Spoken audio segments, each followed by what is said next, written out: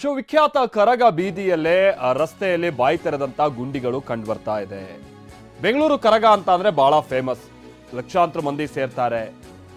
ಆಮೇಲೆ ಆ ಸ್ಥಳಕ್ಕೂ ಒಂದು ಮಹತ್ವ ಇದೆ. ಅಂತ ಜಾಗನಾದ್ರೂ ಚೆನ್ನಾಗಿ ಇಟ್ಕೊಬೇಕಲ್ವಾ? ನೋಡಿ, ನಮ್ಮ ಪಾಲಿಕೆ ಈ BWSSB ಇವ್ರಗಳ ಅವಾಂತರಗಳು ಹೆಂಗಿದೆ ಅಂತ ಅಂದ್ರೆ ಅಲ್ಲೇ ನೋಡಿ ಹೀಗೆ ಗುಂಡಿಗಳು ಬಾಯಿ ತೆರೆದಿದೆ. ಆಮೇಲೆ ಇನ್ನೊಂದು ವಿಚಾರ ಅಂತಾರೆ, ಅಲ್ಲಿ ಸ್ವಲ್ಪ ಮುಂದೋದ್ರೆ ಪಾಲಿಕೆಯ ಮುಖ್ಯ ಕಚೇರಿ ಇರೋದು. 4-5 ಆಳ ಗುಂಡಿ ಬಿದ್ದಿದೆ. ಧರ್ಮರಾಯ ಸ್ವಾಮಿ ದೇಗುಲದ ಬಳಿ ಸವಾರರು ಪರದಾಡ್ತಾ ಇದ್ದಾರೆ.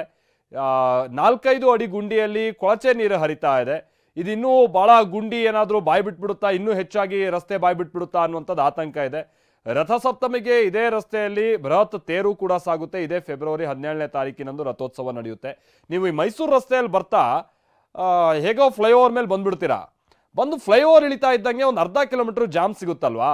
ಆ ಜಾಮ್ಗೆ ನೀವು ಮೂಲ ಹುಡುಕ್ತಾ ಹೋದ್ರೆ ಈ ಧರ್ಮರಾಯ ಸ್ವಾಮಿ ದೇಗುಲದ ಕಡೆಗೆ ಇರುವಂಥ ರಸ್ತೆಯಲ್ಲಿ ಇರುವಂಥ ಗುಂಡಿಗಳು ಅದು ಈಗಿಂದ ಅಲ್ಲ, ಬಹಳ ಸಂದರ್ಭದಿಂದನೂ ಕೂಡ ನೋಡಿ ರಸ್ತೆ ಹೀಗೆ ಬಾಯಿ ಬಿಟ್ಟಿರುತ್ತೆ ಅಥವಾ ಈ ರೀತಿಯಾಗಿ ರಸ್ತೆ ಕಿತ್ತೋಗಿರುತ್ತೆ. ವಾಹನ ಸವಾರರು ವೆಹಿಕಲ್ ಸ್ಲೋ ಮಾಡ್ತಾರೆ, ಅದು ಮೈಸೂರು ರೋಡ್ ಇಡೀ ಜಾಮ್ ಆಗೋದಕ್ಕೆ ಕಾರಣ ಆಗುತ್ತೆ. ಈ ಕನಿಷ್ಠ ಪ್ರಜ್ಞೆನೂ ಕೂಡ ಇಲ್ಲದೆ ಇರುವಂಥ ನಮ್ಮ ಪಾಲಿಕೆ ಸರ್ಕಾರ ಆ ಗುಂಡಿ ಮುಚ್ಚೋಕ್ಕಾಗದೆ ಇರುವಂಥದ್ದು ವಾಹನ ಸವಾರರನ್ನ ದಿನನಿತ್ಯ ಹೈರಾಣ ಮಾಡ್ತಾ ಇದೆ. ಶಾಂತಮೂರ್ತಿ ನಮ್ಮ ಪ್ರತಿನಿಧಿ ಇದಕ್ಕೆ ಸಂಬಂಧಪಟ್ಟ ಹಾಗೆ ಸ್ಥಳದಿಂದ ಒಂದು ವರದಿ ಕೊಟ್ಟಿದ್ದಾರೆ, ಬನ್ನಿ ನೋಡ್ಕೊಂಬೋಣ. ಸಿಲಿಕಾನ್ ಸಿಟಿ ಬೆಂಗಳೂರನ್ನ ಬ್ರ್ಯಾಂಡ್ ಬೆಂಗಳೂರು ಮಾಡ್ತೀನಿ ಅಂತ ಸರ್ಕಾರ ಒಂದ್ ಕಡೆ ಪಣ ತೊಡ್ತಾ ಇದೆ. ಆದ್ರೆ ಬೆಂಗಳೂರಿನ ರಸ್ತೆಗಳಲ್ಲೇ ವಾಹನ ಸವಾರರಿಗೆ ನರಕ ದರ್ಶನ ಆಗ್ತಾ ಇರುವಂಥದ್ದು. ನಾನೀಗ SP ರೋಡ್ನಿಂದ ಟೌನ್ ಹಾಲ್ ಕಡೆಗೆ ಸಂಪರ್ಕ ಕಲ್ಪಿಸುವಂಥ ಪ್ರಮುಖ ರಸ್ತೆಯಲ್ಲಿದ್ದೀನಿ. ಧರ್ಮರಾಯ ಸ್ವಾಮಿ ದೇವಸ್ಥಾನದ ರಸ್ತೆ ಏನಿದೆ, ಈ ಒಂದು ರಸ್ತೆಯಲ್ಲಿ ಪ್ರತಿನಿತ್ಯ ಸಾವಿರಾರು ವಾಹನಗಳು ಸಂಚಾರವನ್ನು ಮಾಡುತ್ತೆ. ಆದರೆ ಈ ರಸ್ತೆಯ ದುಸ್ಥಿತಿ ಹೇಗಿದೆ ಅಂತ ನೀವು ನೋಡೋದಾದ್ರೆ, ಆ ರಸ್ತೆಯಲ್ಲಿರ್ತಕ್ಕಂಥ ಆ ಟಾರ್ ಏನಿದೆ, ಆ ಟಾರ್ ಸಂಪೂರ್ಣವಾಗಿ ಎದ್ದೋಗಿರುವಂಥದ್ದು. ಇದೇ ರಸ್ತೆಯಲ್ಲಿ ಪ್ರತಿನಿತ್ಯ ಸಾವಿರಾರು ವಾಹನಗಳು ಸಂಚಾರ ಮಾಡುತ್ತೆ. ಆದರೆ ಈ ರಸ್ತೆಗೆ ಟಾರ್ ಹಾಕೋದಕ್ಕೆ BBMP ಆಗಲಿ ಸ್ಥಳೀಯ ಅಧಿಕಾರಿಗಳಾಗಲಿ ಯಾವುದೇ ರೀತಿಯ ಕ್ರಮವನ್ನು ತಗೊಂಡಿಲ್ಲ. ಇನ್ನು ಇದೇ ರಸ್ತೆಯಲ್ಲಿ ಒಂದು ಗುಂಡಿ ಕೂಡ ಬಿದ್ದಿರುವಂಥದ್ದು. ಇದು ಸುಮಾರು 6-7 ಅಡಿಯಷ್ಟು ಗುಂಡಿ ಬಿದ್ದಿರ್ತಕ್ಕಂಥದ್ದು. ಈಗೊಂದು ಗುಂಡಿ ಬಿದ್ದು 15 ದಿನಗಳು ಕಳೆದರೂ ಕೂಡ ಯಾರೊಬ್ಬ ಅಧಿಕಾರಿ ಆಗಲಿ ಪಾಲಿಕೆಯ ಸಿಬ್ಬಂದಿಗಳಾಗಲಿ ಈತ ತಿರುಗಿ ನೋಡ್ತಾ ಇಲ್ಲ ಅನ್ನೋ ಆರೋಪವನ್ನು ಸ್ಥಳೀಯರು ಮಾಡ್ತಾ ಇದ್ದಾರೆ. ಇನ್ನು ರಾತ್ರಿ ಸಮಯದಲ್ಲಿ ಇದೇ ರಸ್ತೆಯಲ್ಲಿ ಸಾಕಷ್ಟು ಅಪಘಾತಗಳು ಕೂಡ ಸಂಭವಿಸ್ತಿರುವಂಥದ್ದು. ಇದರ ಜೊತೆಯಲ್ಲಿ ಇಲ್ಲಿ ಓಡಾಡ್ತಕ್ಕಂಥ ಜನರಿಗೆ, ವಾಹನ ಸವಾರರಿಗೆ ಕೂಡ ಈ ಒಂದು ಗುಂಡಿಗಳಿಂದ ಮತ್ತೆ ಕಿತ್ತೋಗಿರುವಂಥ ಈ ಒಂದು ರಸ್ತೆಯಿಂದ ಸಾಕಷ್ಟು ಸಮಸ್ಯೆಗಳು ಆಗ್ತಾ ಇದೆ. ಪ್ರತಿನಿತ್ಯ ವಾಹನ ಸವಾರರು ಈ ರಸ್ತೆಯಲ್ಲಿ ಸರ್ಕಸ್ ಅನ್ನ ಮಾಡಿಕೊಂಡು ಓಡಾಡಬೇಕಾದಂಥ ಪರಿಸ್ಥಿತಿ ನಿರ್ಮಾಣ ಆಗಿದೆ. ನಮ್ಮ ಜೊತೆ ಸ್ಥಳೀಯರು ಕೂಡ ಇದ್ದಾರೆ, ಅವ್ರನ್ನ ಮಾತಾಡಿಸುವ ಪ್ರಯತ್ನವನ್ನು ಕೂಡ ಮಾಡ್ತೀನಿ.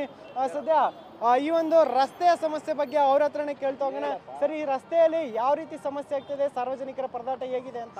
ಸಾರ್ವಜನಿಕ ಪರಿಸ್ಥಿತಿ ಯಾವ ರೀತಿ ಅಂದರೆ ನೋಡ್ತಿದ್ರಲ್ಲ, ಹಳ್ಳ ದಿಣ್ಣೆಗಳು ಕಾರ್ಪೊರೇಷನ್ಗೆ ಹತ್ರ ಏನು ಪ್ರಯೋಜನ ಇಲ್ಲ. ರಾತ್ರಿ ಎಷ್ಟು ಜನ ಬೀಳ್ತಾರೆ ಅಂತ ಗೊತ್ತಿಲ್ಲ. ಇಲ್ಲಿ ಅರ್ಥ ಆಯ್ತಾ? ಎಷ್ಟೋ ಜನ ಕೈಕಾಲು ಮುರ್ಕೊಂಡು ಹೋಗಿದ್ದಾರೆ.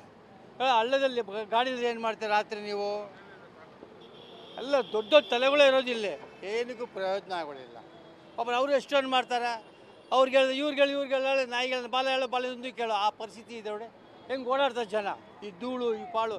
ಹಳೆ ರಸ್ತೆ ಅಂತಾರೆ, ತುಂಬ ಫೇಮಸ್ ರಸ್ತೆ. ಧರ್ಮರಾಯ ದೇವಸ್ಥಾನ ಅಂದರೆ ಕರ್ಗ ಫೇಮಸ್. ಈ ರೋಡಲ್ಲಿ ಹೆಂಗೆ ಬರುತ್ತೆ ಕರ್ಗ, ಹೇಗೆ ಎತ್ತಾರೆ?